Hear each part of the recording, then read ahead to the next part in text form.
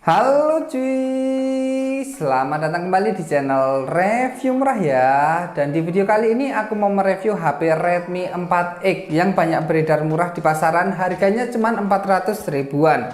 Dan yang ada di depanku ini varian memorinya 3/32 ya, RAM 3GB, ROM 32GB. Jadi banyak banget di e-commerce baik oranye, hitam, hijau, banyak ya. Harganya cuma di 400 ribuan aja. Varian memorinya ada yang 3/32, ada yang 4/64 juga. Nah, untuk boxnya sendiri seperti ini nih. Di bagian depan 4X, kemudian di samping kanannya ada tulisan Cina 4X, dan di samping kirinya juga ada tulisan Cina-Cina 4X kayak gini, dan di bagian belakangnya itu juga masih Cina-Cina kayak gini nih. Jadi bukan tulisan-tulisan Inggris atau Indonesia ya, ini tulisannya Cina-Cina seperti ini. Dan untuk HP-nya sendiri ya bentukannya kayak gini nih, kayak yang ori beneran, tapi sebenarnya ini bukan HP ori ya. Nih untuk HP-nya sendiri di bagian depan tampilannya itu ada sebuah earpiece sama kamera selfie ya, kemudian ada sensor-sensor juga.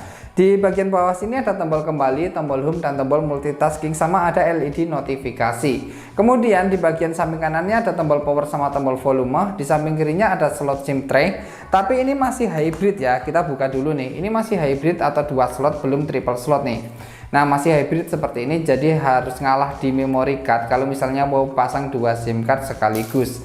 Kemudian di bagian atasnya di sini ada lubang jack audio, terus di sini ada infrared juga. Dan di bagian bawahnya ada lubang speaker kanan kiri sama port micro USB. Nah, di bagian belakang ada sebuah kamera utama, LED flash sama fingerprint, dan ada tulisan MI seperti ini. Untuk bodinya sendiri mirip banget sama yang orinya. Tapi ini kondisinya refurbish ya, dan ini bukan HP resmi juga. Karena dilihat dari harganya aja udah kelihatan banget ya. Masa iya harga barunya cuma 400 ribuan, kan nggak logik banget. Sedangkan pada saat awal rilis harga HP ini tuh sekitar 2 jutaan ya. Jadi jauh banget nih. Dulu awal rilis saja 2 jutaan. Masa sekarang harganya cuma 400 ribuan katanya HP baru, kan nggak logik banget nih. Nah, kalau dilihat-lihat kayak gini memang bagus ya. Di layarnya juga kelihatan bagus. Untuk fungsi-fungsinya juga berfungsi dengan normal semua, dari sinyal, wifi, hotspot. Tapi HP ini hoki-hokian. Bisa dapat HP bagus, bisa juga dapat HP yang cacat. Walaupun HP ini bukan HP ori, tapi hasil kamera HP ini tuh menurutku cukup bagus nih. Kamera belakangnya ini resolusinya di 13 megapiksel, dan kamera depannya itu resolusinya 5 megapiksel, dan untuk hasil fotonya kayak gini.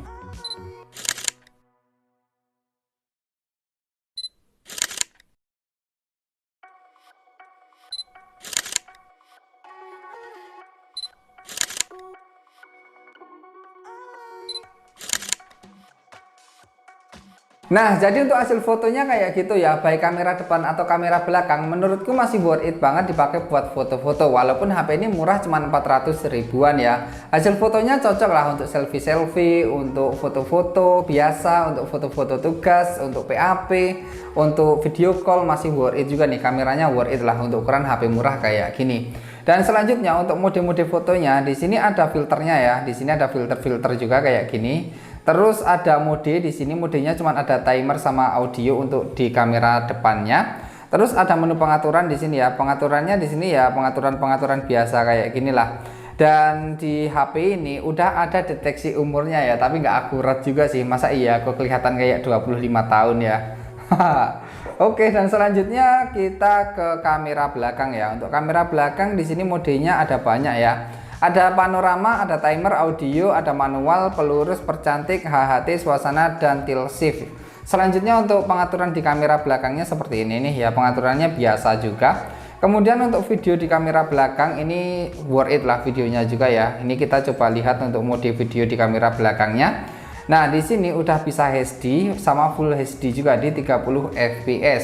Ya walaupun murah tapi bisa Full HD kayak gini worth it juga sih. Kemudian untuk di kamera depannya, kita coba cek video di kamera depan ya. Ini di kamera depan nggak ada menu pengaturannya, tapi kayaknya SD doang nih untuk kamera depannya ya. Atau pengaturannya jadi satu sama kamera belakang. Kita cek dulu ya, kita pastikan dulu guys. Oke. Selanjutnya kita ke sini lagi, kita balik. Untuk kualitas videonya ini cuma di kamera belakang aja sih. Ada Full HD, HD sama SD ya kayak gini nih. Ya, untuk kameranya lumayan sih untuk ukuran HP murah kayak gini. Selanjutnya, HP ini kalau dipakai buat gaming itu kurang recommended ya, karena spesifikasi HP ini nggak terlalu bagus, jadul banget spesifikasinya. Nah, di sini aku udah cobain main game Free Fire di HP ini. Untuk baterainya berkurang 5% selama 11 menit. Dan untuk grafiknya ini bisa di grafik ultra, kemudian untuk resolusinya di resolusi tinggi ya. Tapi dipakai buat main FF itu ngeframe, kemudian dipakai buat main game Mobile Legends itu juga ngeframe, baterainya malah lebih boros kalau dipakai buat main game Mobile Legends. Mainnya selama 16 menit baterainya berkurang 11%, jadi boros juga ya dipakai buat main Mobile Legends. Dan dipakai untuk main game PUBG Mobile, ini baterainya nggak terlalu boros ya, main selama 11 menit baterainya berkurang 5%. Kemudian grafiknya ini kentang banget, cuman smooth medium sama balance medium. Dipakai buat main juga panas banget dan ngeframe banget ya. Tapi di HP ini udah ada gironya juga udah giro hardware. Nah, jadi seperti itu dipakai buat main game ya, nggak recommended mau FF, mau Mobile Legends, mau PUBG Mobile, namanya juga HP murah ya. Selanjutnya, HP ini kalau misalnya mau dipakai buat sosial media itu juga kurang recommended ya, karena Androidnya itu jadul, cuman di Android 6 aja nih. Contohnya aku pakai buat YouTube yang aplikasi, ini udah nggak bisa kayak gini. Nah, jadi kalau kalian mau YouTubean pakai HP ini, kalian bisa pakai Chrome ya, dan kalian ketikkan aja youtube.com pakai Chrome kayak gini nih. Nah, misalnya kalian ketik aja youtube.com, bisanya pakai yang versi Chrome ya, nggak bisa pakai aplikasi ya, kayak gini lah youtube.com ya.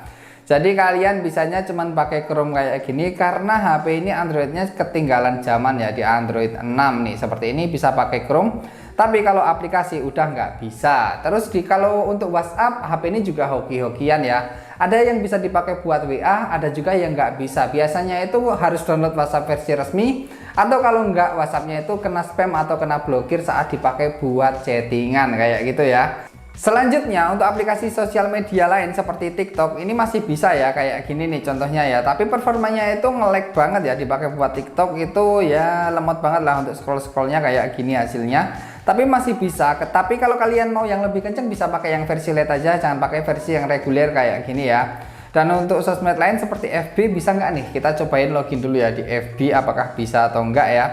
Ini aku baru aja download soalnya, jadi masih muter-muter kayak gini, masih loading, jadi kita tungguin bentar ya. Ya, ini HP-nya cukup aneh sih. Masalahnya kemarin waktu aku unboxing HP-nya itu masih bisa dipakai buat YouTubean ya.